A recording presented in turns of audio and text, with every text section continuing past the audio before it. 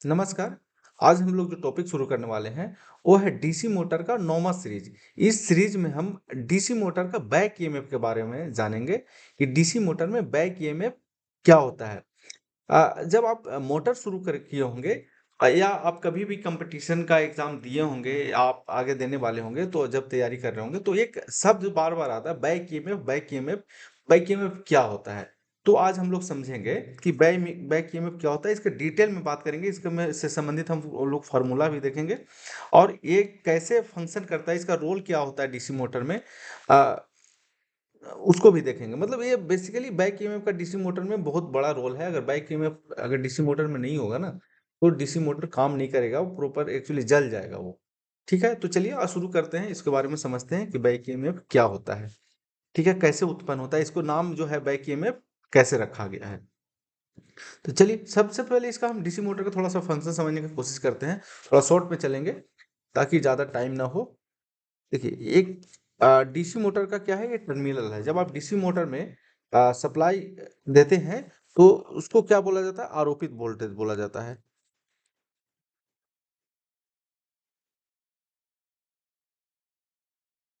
Voltage बोला जाता है, ठीक है। जब आरोपित वोल्टेज आप देते हैं, तो क्या उसके टर्मिनल से करंट फ्लो होता है। और ये अगर शंट मोटर है, तो ये आगे चल के करंट जो है, दो भाग में बढ़ जाता है, जिसको आईए बोला जाता है, आईएसएच बोला जाता है।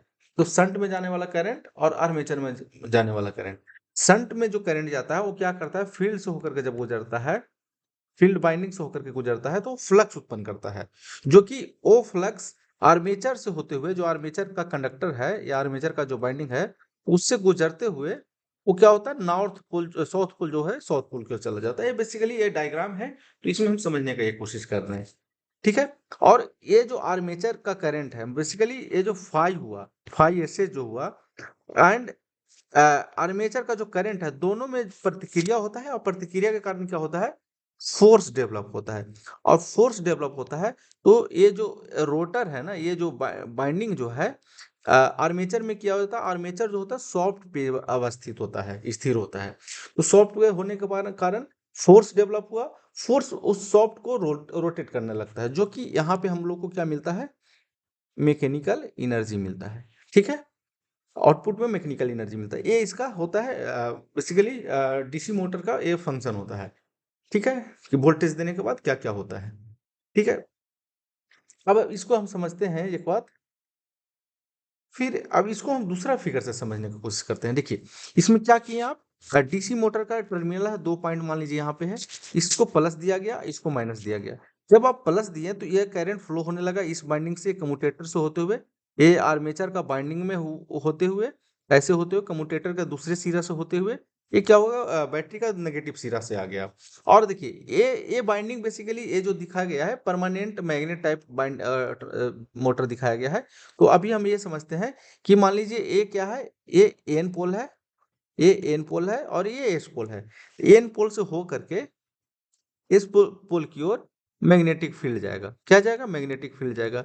अब देखिए, हम मैग्नेटिक फील्ड है, मतलब फाई है, और आर्मेचर में करंट जो फ्लो हो रहा है, एंड आई ए है। ठीक है, ये दोनों का प्रतिक्रिया के कारण क्या होता है, ये रोटर जो है, ये जो आर्मेचर जो है, वो रोटेट करने लगता है। ठीक है, अभी तक हम लोग यहाँ समझते हैं। अब जब आप अगर आप इंडक्शन प्रिंसिपल, सॉरी, फैराडे का, क्या, फैराडे का विद्युत किए प्रेरण का सिद्धांत, अगर आप पढ़े होंगे, या अगर आप नहीं पढ़े हैं, तो प्रीवियस वीडियो है, उसको आप देख सकते हैं। फैराडे का विद्युत चुम्बकीय प्रेरण का सिद्धांत क्या होता है, कि अगर मान लीजिए कोई मैग्नेट है, ठीक है, मान लीजिए एन है और एस है, और ये क्या करेगा, ये फ्लक्स निकालेगा एन से एस की ओर, एन से एस की ओर, एन से एस की ओर। ठीक है, और मान लीजिए कोई एक कंडक्टर है, ठीक है, इसको यहाँ पे रख दिया गया, और इसको जो मिलने वाला फ्लक्स है, ये जो कंडक्टर है, इसके मिलने वाले फ्लक्स के मान में परिवर्तन किया जाए। हो सकता है इस कंडक्टर का मूवमेंट कराया जाए, कभी दूर ले जाया जाए, कभी नजदीक ले जाया जाए। हो सकता है इस मैग्नेट को मूवमेंट कराया जाए, कभी दूर ले जाया जाए या कभी नजदीक ले जाया जाए। मतलब बेसिकली ये जो कंडक्टर है, अगर इसको परिवर्तित मान का परिवर्तित मान का फ्लक्स अगर मिलता है, फ्लक्स मिलता है, तो इस कंडक्टर में, इस चालक में, ठीक है, इस चालक में क्या हो जाता है, ईएमएफ उत्पन्न हो जाता है। ठीक है, तो हो सकता है ये चालक का जो बनावट है ऐसे भी हो सकता है। मान लीजिए एन है, ये एस है, हो सकता है ये चालक इस प्रकार का हो, इस चालक इस प्रकार का हो। जब इस मैग्नेट को आप दूर ले जा रहे हैं या नजदीक ला रहे हैं, या हो सकता है इस कॉइल को दूर ले ला रहे हैं या नजदीक ले जा रहे हैं, तो इसको, इस कॉइल को मिलने वाला फ्लक्स में अगर मान में परिवर्तन होता है, तो इस कॉइल में क्या होता है ना, ईएमएफ उत्पन्न हो जाता है। ये हम इतना ऑलरेडी पढ़ चुके हैं, किससे, फैराडे का चुंबकीय, विद्युत चुंबकीय प्रेरण के सिद्धांत से। ठीक है, अब समझिए इसमें क्या हो रहा है, ये फ्लक्स है, ठीक है, और एक कॉइल है। समझिएगा, फ्लक्स है और कॉइल है। हम फ्लक्स, अगर मैग्नेट है तब फ्लक्स है, तो हम मैग्नेट को अभी हम यहाँ पे मान नहीं रहे, हम सिर्फ मान रहे हैं कि फ्लक्स है और कॉइल है। और कॉइल को जो मिलने वाला फ्लक्स है, उसके मान में परिवर्तन हो रहा है। उसके मान में क्या हो रहा है, परिवर्तन हो रहा है। किसके, ये जो फ्लक्स है, इसके फ्लक्स को, सॉरी, ये जो कॉइल है, कॉइल के मिलने वाला जो फ्लक्स है, उसके मान में परिवर्तन हो रहा है, या किया जा रहा है, या हो रहा है। तो इसमें क्या हो रहा है, ईएमएफ उत्पन्न हो जा रहा है, ईएमएफ उत्पन्न हो जा रहा है। अब हम चलते हैं यहाँ पे, अब थोड़ा सा यहाँ पे चलते हैं, ठीक है। जब हम डीसी की बात किए, जब डीसी मोटर की बात किए, तब आप जब यहाँ पे वोल्टेज अप्लाई कर रहे हैं ना, तो ये मोटर क्या हो रहा है ना, रोटेट करने लग रहा है, ठीक है। रोटेट करने लग रहा है, तो हम लोग यहाँ तक समझ चुके थे। अब देखिए, रोटेट जब कर रहा है ना, तो आप देखिए, ये जो बाइंडिंग है, ये बाइंडिंग है, ये घूम रहा है, घूम रहा है, और इसके बीच में ये फ्लक्स है, इसके बीच में फ्लक्स है। तो जब ये घूम रहा है ना, रोटेट कर रहा है, तो जो ये फ्लक्स काट रहा है, तो इसके जो मिलने वाला फ्लक्स है ना, उसके मान में भी परिवर्तन होता है। क्यों? क्योंकि देखिए, ऐसे समझिए, इसको हम कलर चेंज करके कर लेते हैं तो ज्यादा बेहतर रहेगा, ठीक है।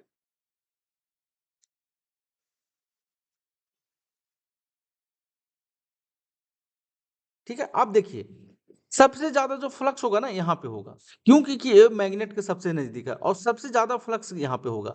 ये दो पॉइंट जो है ना, ये देखिए, ये जो दो पॉइंट है, ये दो पॉइंट है सबसे ज्यादा, और सबसे कम फ्लक्स यहाँ पे होगा, सबसे कम फ्लक्स, क्योंकि ये मैग्नेट से दूर है, ये मैग्नेट से दूर है, ये मैग्नेट से दूर है। तो देखिए, हम सीधा ये बताना चाह रहे हैं कि जब इसका जो कॉइल रोटेट करेगा ना, तो इसका मिलने वाले फ्लक्स का मान में परिवर्तन होगा। ठीक है, क्यों? क्योंकि देखिए, ये जो है फ्लक्स है, फ्लक्स में रखा हुआ कॉइल है, और ये जब रोटेट कर रहा है, तो इस मिलने वाला फ्लक्स में के मान में परिवर्तन हुआ है। तो हम फैराडे के नियम से जान रहे हैं कि कोई भी कॉइल है या कोई भी कंडक्टर है, अगर उसको मिलने वाला फ्लक्स जो होता है, उसके मान में जब परिवर्तन होता है, तो उसमें क्या होता है, ईएमएफ उत्पन्न हो जाता है। तो इसमें क्या हो जाता है, इस मोटर में जब आप यहाँ वी दिए हैं, वोल्टेज अप्लाई किए हैं, तो ये रोटेट कर रहा है, रोटेट करने से क्या होता है ना, इसके मान में मिलने वाले फ्लक्स के मान में परिवर्तन होता है, जिसके कारण एक ईएमएफ उत्पन्न हो जाता है। किसके, इस कॉइल में, कॉइल में हो जाता है। ठीक है, अब हम कॉइल यहाँ पे नहीं बोलेंगे, यहाँ पे हम बोलेंगे आर्मेचर के बाइंडिंग में। क्यों क्यों क्योंकि हम डीसी मोटर की बात कर रहे हैं। ठीक है, फैराडे का नियम के अनुसार हम कॉइल की बात कर रहे थे, लेकिन हम जब यहाँ पे बात करेंगे, तो हम बात करेंगे आर्मेचर के बाइंडिंग में। आर्मेचर के बाइंडिंग में क्या हो रहा है, ईएमएफ उत्पन्न हो जा रहा है, और ईएमएफ उत्पन्न हो जा रहा है, हम तो इतना समझ रहे हैं।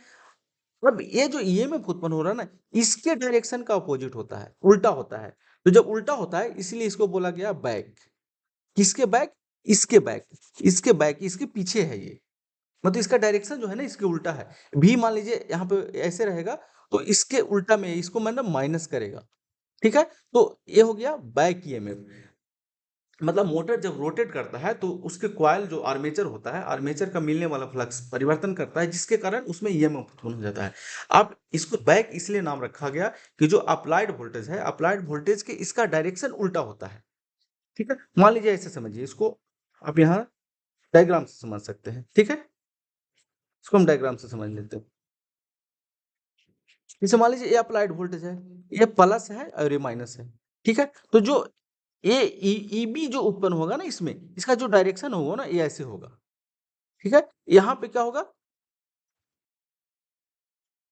यहाँ पे प्लस है ना, यहाँ पे प्लस हो गया, यहाँ पे माइनस होगा। तो देखिए, तो इसका डायरेक्शन, करंट का डायरेक्शन इसके कारण किधर की ओर होगा, इधर की ओर। इसके कारण जो करंट का डायरेक्शन होगा, इधर की ओर। देखो तो ये हम ये इसको एक शब्द में बोल सकते हैं ना कि भाई इसके पीछे बैक में है, इसको रिवर्स में, इसके उल्टा में है, इसलिए इसको बोला गया बैक ईएमएफ। ठीक है, इसके इसीलिए इस जो जनरेट यहाँ पे वोल्ट हो रहा है मोटर में जो जनरेट हो रहा है उस ईएमएफ को बैक ईएमएफ बोला गया। बैक ईएमएफ इसलिए बोला गया कि जो अप्लाइड वोल्टेज होता है उसका डायरेक्शन उल्टा होता है, अप्लाइड वोल्टेज के डायरेक्शन के उल्टा होता है। ठीक है, तो उम्मीद है कि ये वीडियो आपको समझ में आ रहा होगा। अगर वो भी अगर अभी भी समझ में नहीं आ रहा है तो आप कमेंट बॉक्स में लिख सकते हैं कि क्या दिक्कत आ रहा है। ठीक है, इसलिए इसको बैक ईएमएफ बोला गया। ठीक है, अब बैक ईएमएफ का जो फॉर्मूला होता है ना वो सेम जो होता है जो आप जनरेटर में जो ईजी की बात किए होंगे, phi Z N P by 60A। ठीक है, एकदम सेम होता है, इसके इक्विवेलेंट होता है, क्योंकि सेम प्रक्रिया से जैसे जनरेटर में ईएमएफ जनरेट होता है उसी प्रकार मोटर में भी ईएमएफ जनरेट होता है। सिर्फ नाम है यहाँ पे जनरेटेड ईएमएफ, मतलब ईजी, यहाँ पे वो जनरेटर में बोला जाता है ईजी, लेकिन यहाँ बोला जाता है ईबी। ठीक है, ईबी। ठीक है, अब यहाँ पे एक दो पॉइंट आप नोट कर सकते हैं, जो कि हम स्लाइड अलग ले लेते हैं इसका, कि ईजी ईबी जो होता है ना, ईबी जो होता है भी के उल्टा दिशा में होता है, ये आप नोट कर सकते हैं। मतलब इसका हम कह सकते हैं कि बैक ईएमएफ का दिशा हमेशा आरोपित वोल्टेज के विपरीत होता है। ठीक है, ये एक मुख्य पॉइंट हो गया। और एक और मुख्य पॉइंट है जिसको हम 2 नंबर कर सकते हैं, इसको आप 1 नंबर बोलिए, इसको 2 नंबर, कि जो बैक ईएमएफ का जो मान होता है ना, मान होता है वो हमेशा जो होता है आरोपित आरोपित वोल्टेज से कम होता है। हमेशा क्या होता है, जो ईबी होगा ना, ईबी जो होगा वो लेस देन होगा वी के, ये आप नोट कर सकते हैं। ठीक है, अब इसके बारे में फॉर्मूला क्या होता है, फॉर्मूला आप थोड़ा सा हम यहाँ पे चर्चा कर लेते हैं। ईबी बराबर जो फॉर्मूला होता है वो होता है फाई जेड एन पी बटा फाई, एक minute, phi Z N P बटा 60A। फाई क्या हुआ, फ्लक्स, फ्लक्स आप नोट कर सकते हैं। जेड क्या हो गया, टोटल नंबर ऑफ कंडक्टर। ठीक है, एन क्या हो गया, स्पीड, आर पी एम में, आर पी एम में। ठीक है, और क्या हो गया, पोल की संख्या, कितना पोल है उस मोटर का, कितना पोल है, पोल की संख्या। ठीक है, और ये क्या हुआ, ये हो गया कि उसका बाइंडिंग किस प्रकार का है, वे बाइंडिंग है या लैप बाइंडिंग है। उसका होता है पैरेलल पाथ की संख्या, समानांतर पथ की संख्या। ठीक है, अब समानांतर पथ की संख्या का हम थोड़ा सा जिक्र कर लेते हैं कि समानांतर पथ की संख्या जो हम कैलकुलेशन करेंगे कैसे करेंगे। तो देखिए लैप बाइंडिंग अगर है, ठीक है, तो पैरेलल पाथ की संख्या होगा ना पोल की संख्या के बराबर होगा। ठीक है, पोल की संख्या के बराबर होगा, ये बहुत इंपॉर्टेंट है, ये भी काफी ऑब्जेक्टिव में पूछा जाता है कि लैप बाइंडिंग है वहां पैरेलल पाथ की संख्या, मतलब ये जो होगा वो इक्विवेलेंट टू पी के होगा। ठीक है, अगर वेव बाइंडिंग है, अगर बेड बाइंडिंग है, ये जो होगा ना हमेशा 2 होगा, हमेशा 2 होगा। मतलब पैरेलल पाथ वेव बाइंडिंग में हमेशा 2 ही होता है, इससे ज्यादा नहीं हो सकता है, चाहे पोल की संख्या कुछ भी हो, चाहे पोल की संख्या कितनी हो, 8 हो 10 हो। आपसे अगर कभी इंटरव्यू में पूछा जाएगा कि अगर डीसी मोटर में पैरेलल पाथ की संख्या क्या होगा जब वेव बाइंडिंग है और पोल की संख्या 10 है, तो उस समय हमेशा 2 होगा। ठीक है, देखिए कंडीशन लिखा है, चाहे कितने भी पोल की संख्या हो, वेव वाइंडिंग में पोल की संख्या हमेशा 2 होता है। ठीक है, थोड़ा निकालने का प्रक्रिया समझ लेते हैं। उदाहरण के लिए कि अगर पोल की संख्या 4 है, ठीक है, तो लैप वाइंडिंग में पैरेलल पाथ की संख्या कितना होगा? 4 होगा, क्योंकि ए बराबर होता है पी। ये कितना है? पी कितना है? 4, 4, इसलिए ए हो जाएगा 4। ठीक है, अब वेव वाइंडिंग में हमेशा क्या होता है? 2 होता है, तो पैरेलल पोल की संख्या कितना भी हो, ए कितना होगा? वेव वाइंडिंग में 2 होगा। ठीक है, तो ए हो गया इसका ए के बराबर। बाकी बैक ईएमएफ, उम्मीद है कि आपको समझ में आया होगा कि बैक ईएमएफ क्या है। बैक ईएमएफ उसका इसलिए नाम पड़ा क्योंकि वो जो अप्लाइड वोल्टेज का उसका जो दिशा होता है, अप्लाइड वोल्टेज का उल्टा होता है, और इसका जो मान होता है ना, अप्लाइड वोल्टेज से हमेशा कम होता है। और ये कैसे जनरेट होता है? क्यों? क्योंकि जब मोटर रोटेट करता है ना, तो उसका फ्लक्स और आर्मेचर में जो करंट है, फ्लक्स और आर्मेचर के करंट के कारण मोटर रोटेट करता है।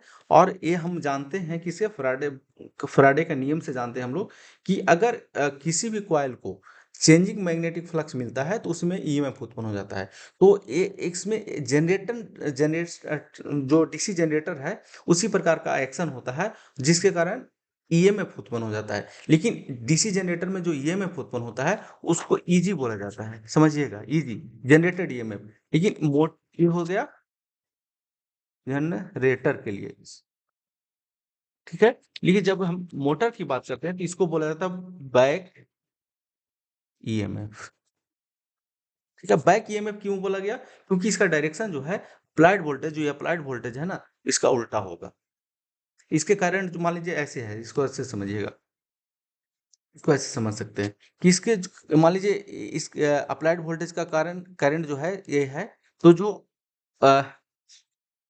बैक ईएमएफ होगा उसके कारण करंट का डायरेक्शन नहीं होगा हमेशा, ठीक है, उल्टा में होगा। ठीक है, इसका रोल जो है ना, बैक ईएमएफ का रोल जो है डीसी मोटर में, इसी कारण बैक ईएमएफ के कारण ही जो होता है स्टार्टर का इस्तेमाल किया जाता है, जो कि हम जब स्टार्टर पढ़ेंगे ना उसमें समझेंगे कि बैक ईएमएफ का जो है ना रोल डीसी मोटर में बहुत ही इंपॉर्टेंट है। क्योंकि जब आप स्टार्ट करेंगे ना, तो मोटर जलने का खतरा स्टार्टिंग में ज़्यादा रहता है। जब आप मोटर को स्टार्ट करते हैं तो स्टार्टिंग में मोटर जलने का खतरा ज़्यादा रहता है, क्योंकि उसमें बैक ईएमएफ का मान कम होता है। ये जब हम सारा चीज़ जब स्टार्टर पढ़ेंगे, 2 point starter, 3 point starter, 4 point starter, तो इसको फिर से हमको जानने की ज़रूरत होगा। ठीक है? अभी आप इसको सिर्फ फ़ॉर्मूला समझ लीजिए, ईबी बराबर होता है 5 ZNP बटा 60A। ठीक है? तो चलिए, हम उम्मीद है कि ये वीडियो आपको अच्छा लगा होगा, आपको समझ में आया होगा कि बैक ईएमएफ को बैक ईएमएफ क्यों कहा जाता है। ठीक है? तो चलिए आज समाप्त करते हैं यहीं पे। अगर मेरे चैनल पे नए हैं तो मेरे चैनल को लाइक करिए, सब्सक्राइब करिए और दोस्तों को शेयर करिए। Thank you.